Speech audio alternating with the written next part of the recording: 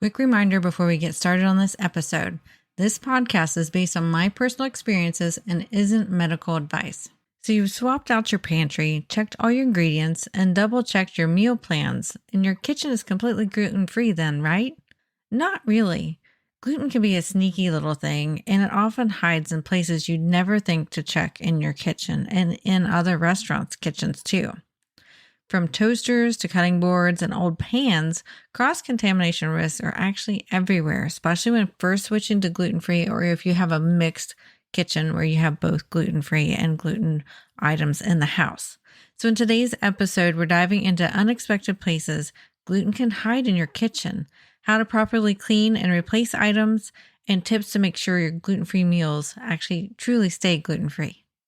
Welcome to the Gluten-Free Engineer podcast. I'm your host, Kiri Saunders. In 2011, I was diagnosed with celiac disease, a moment that changed everything. But I was determined not to let it hold me back. With my 2 engineering degrees, I set out to reverse engineer the gluten-free lifestyle, breaking down recipes, safety tips, travel hacks, and everything in between to rebuild a life I love.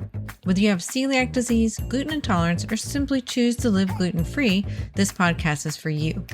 Join me each week as we simplify the gluten-free lifestyle, make it fun, and prove that you don't have to miss out on anything. Welcome back to the show. So today we're talking about cross-contamination in our own kitchens, and this can actually apply also to restaurants. So this is going to give you some clues on what to ask for in restaurants too. But why is cross-contamination such a big deal?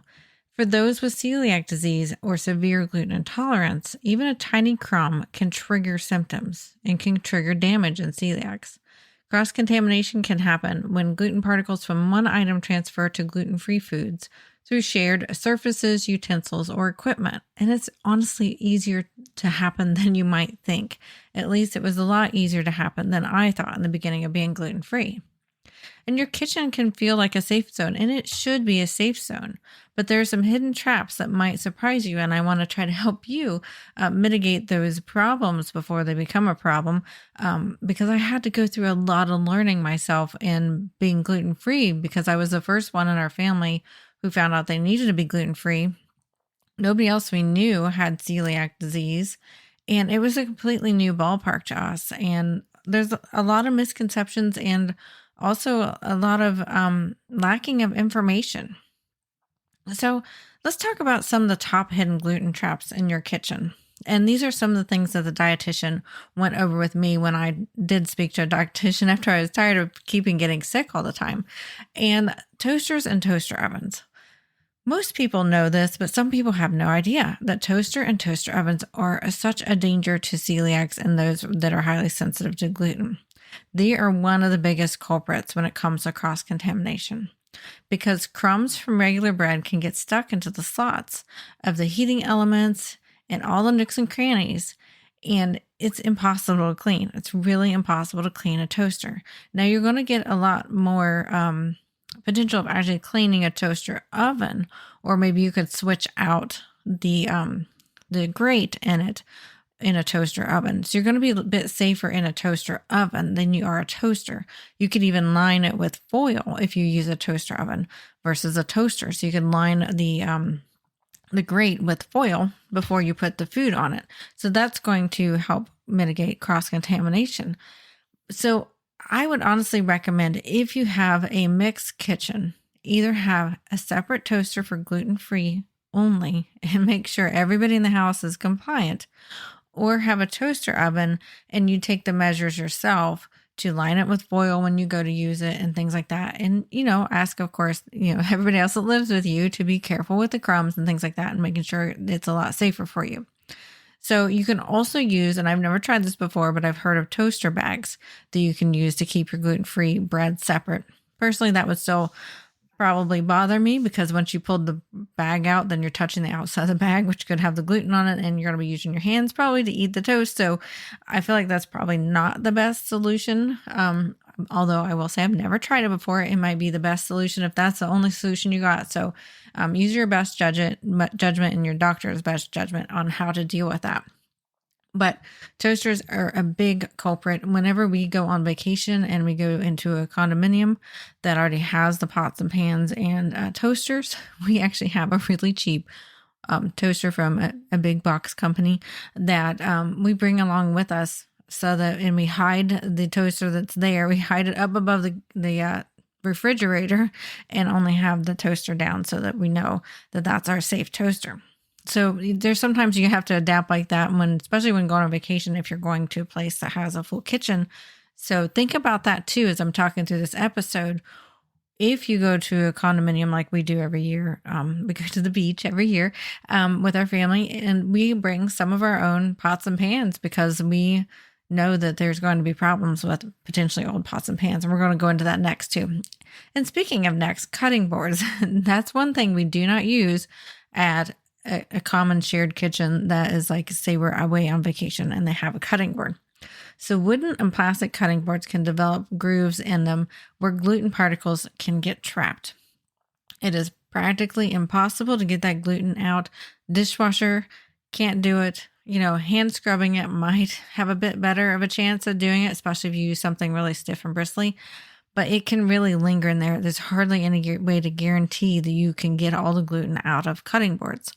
So you want to make sure that you have dedicated cutting boards for gluten-free items if you have a shared kitchen. Or if you're going on vacation like we do, we always bring a cutting board with us. We bring a cutting board, we bring our favorite cutting knife, and we don't even use their cutting boards, and even sometimes we don't even use their knives.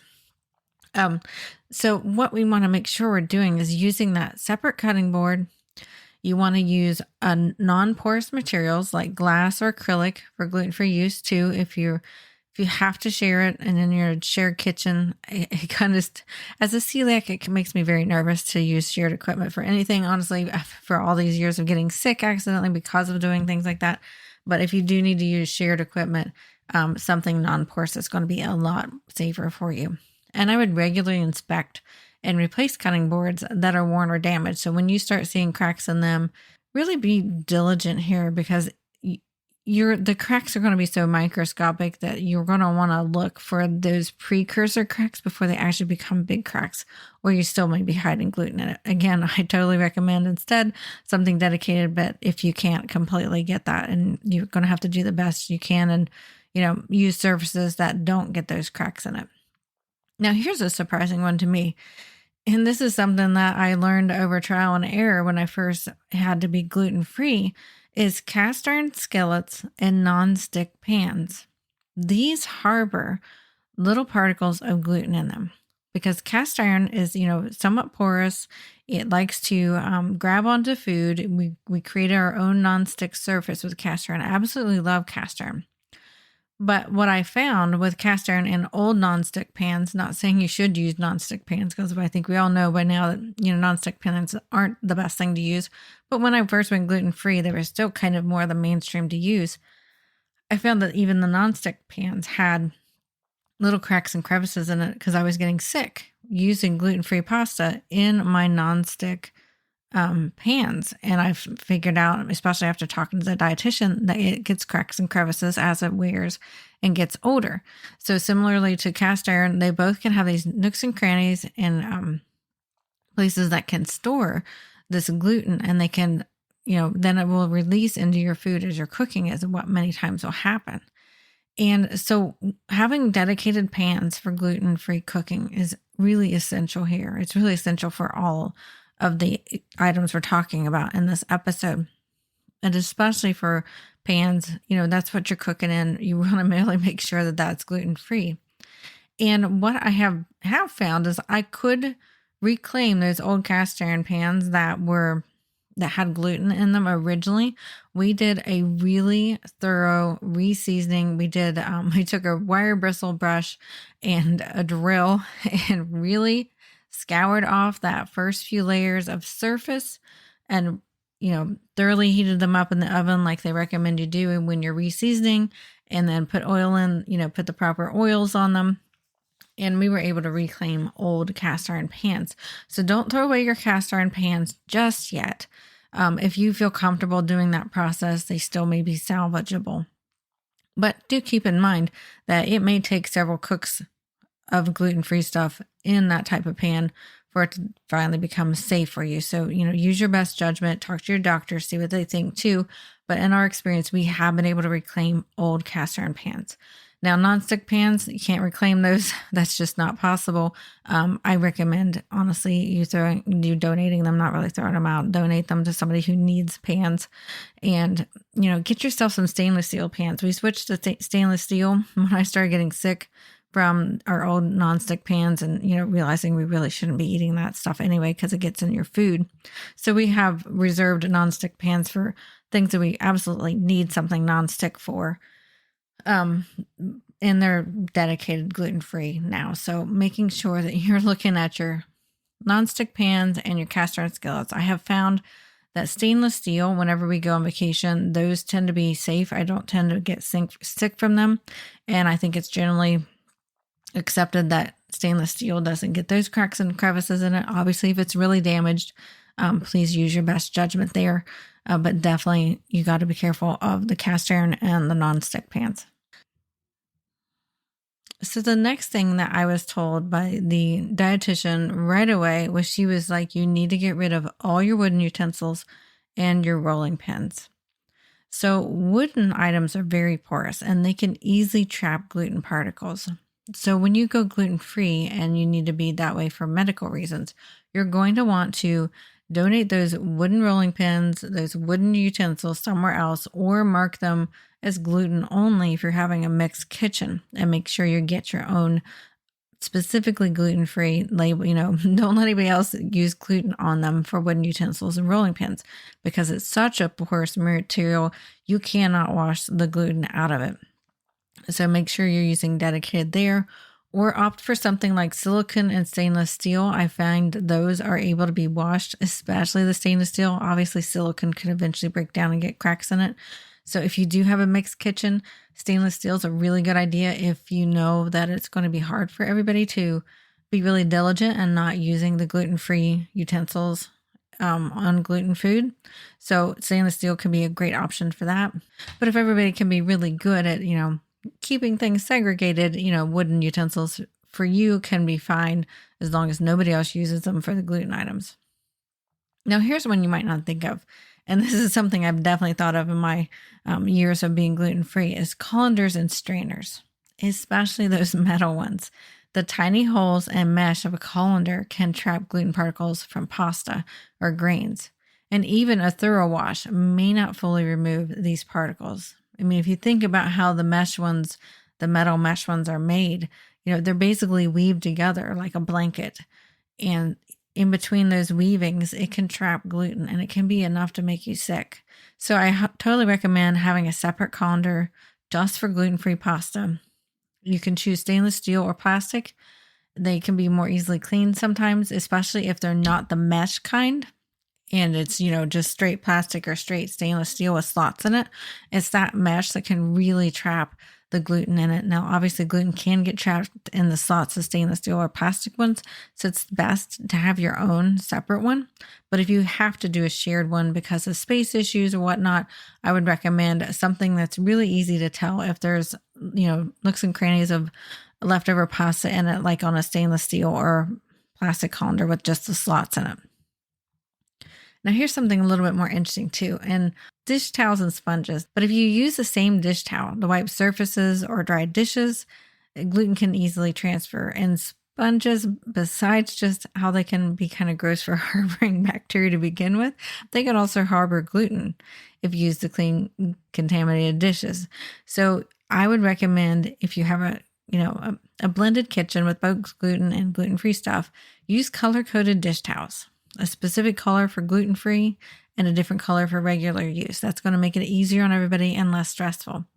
And obviously replace sponges regularly if you use them, and consider using disposable cleaning wipes in gluten-free prep areas. Sometimes that's the best way to remove it, because actually alcohol can remove gluten better than soap and water. So using something like that to clean whenever you really thoroughly need to clean is a good idea.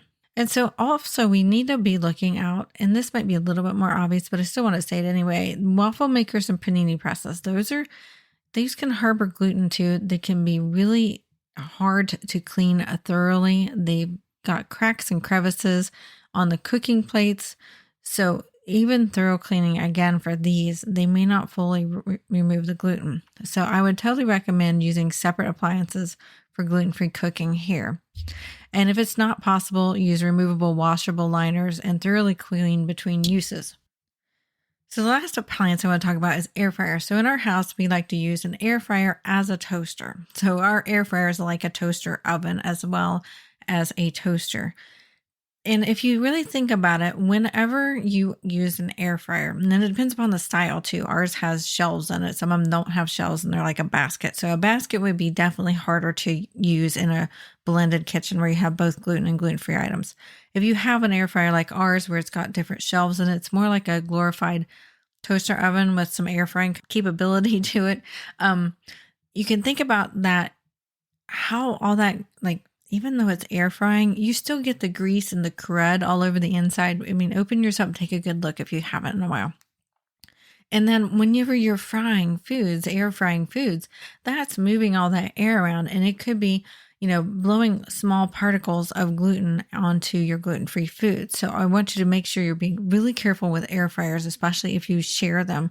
You probably want to fully encase your food in something, whether that's aluminum foil or something that's oven proof or air fryer proof, to make sure that there's no gluten getting onto your food. So air fryers, I would be really cautious of sharing that, and same for the similar reasons as toasters. They're just really, really hard to get clean. So I definitely recommend having a separate one if at all possible, or just completely avoiding it if it's not possible to have two separate ones, because it's, a little bit larger of an appliance to have on our counters. So I would definitely use washable liners if you have to use a shared one, or using foil. And make sure you thoroughly clean the air fryer between uses, or have the gluten person thoroughly clean the air fryer in between uses. And, just be really cautious and careful with air fryers because they can be a good risk. So if you do have to have a shared kitchen with gluten items, some tips for keeping your kitchen gluten-free for you is make sure you're labeling your gluten-free items. Clearly mark utensils, cutting boards, appliances that are all dedicated for gluten-free use. And if possible, maybe you can get them all color-coded too with the specific color that you guys agree to. And another thing that can really help is to create a dedicated gluten-free zone. You can designate a part of the kitchen where only gluten-free foods are prepared and are stored. So you can have one kitchen cupboard that's only gluten-free items, and one part of the counter in the kitchen that is always for gluten-free stuff. That can really help you if you have a blended kitchen and you're severely sensitive to gluten. And also use dishwashers wisely. This is another thing we need to be careful of. So while dishwashers can help reduce cross-contamination, be cautious with items that have scratches or nonstick coatings too. Plus, you really want to be making sure that you're thoroughly cleaning. There's a filter in your dishwasher if you don't know this. Some people don't know this. There's a filter usually in the bottom. Make sure that is regularly cleaned so gluten doesn't build up on there, and then you're just swishing gluten water all over your dishes as it's supposedly trying to clean, if you know what I'm saying. So really make sure you're taking care of your dishwasher and cleaning that filter once a week. It's probably a really good idea. In our house, we clean ours probably about once a month, but everything's gluten-free here, so that's not too big of a deal. We just do that to maintain it and keep it in good running condition. So if you do have to share a kitchen, be mindful when sharing spaces and help everybody understand, the rules so that you can be safe and so that you can feel good and feel confident in eating. Because I can tell you this, there's nothing worse than being fearful of what you're eating. I have definitely been there way too many times in my life after finding out I was celiac and just being afraid of eating. I mean, that's just a terrible feeling. So your kitchen should feel safe to you. You shouldn't have that fear of eating. I know I've been there way too many times, and I have felt fearful on eating food when I was out and about or in a place that it wasn't safe. And I want to make sure that this helps you, feel safe in your own kitchen if you have gluten in the house as well, and help others understand what is important and what's risky to you who needs to be gluten-free. Thank you for listening to this episode of The Gluten-Free Engineer. If you found value in this story, please share it with someone who might need encouragement on their own gluten-free journey. For more tips, recipes, resources, and even links to my YouTube channel, head on over to theglutenfreeengineer.com. It's your one-stop hub to make gluten-free living simple, fun, and full of flavor. And don't forget to subscribe so you never miss out on an episode. And we will see you next week. The Gluten-Free Engineer podcast is for informational and entertainment purposes only. I share my personal experiences and stories about living with celiac disease and navigating a gluten-free lifestyle. This podcast does not provide medical advice. Always consult with a qualified healthcare professional for medical questions, concerns, or advice specific to your health. This episode is brought to you by Find Me Gluten-Free, your go-to app for discovering safe, gluten-free dining options wherever you go. Whether you're traveling or just looking for a new local spot, this app helps you find restaurants with gluten-free options, read reviews from other gluten-free diners, and avoid risky places, just like our family has used this app for many years.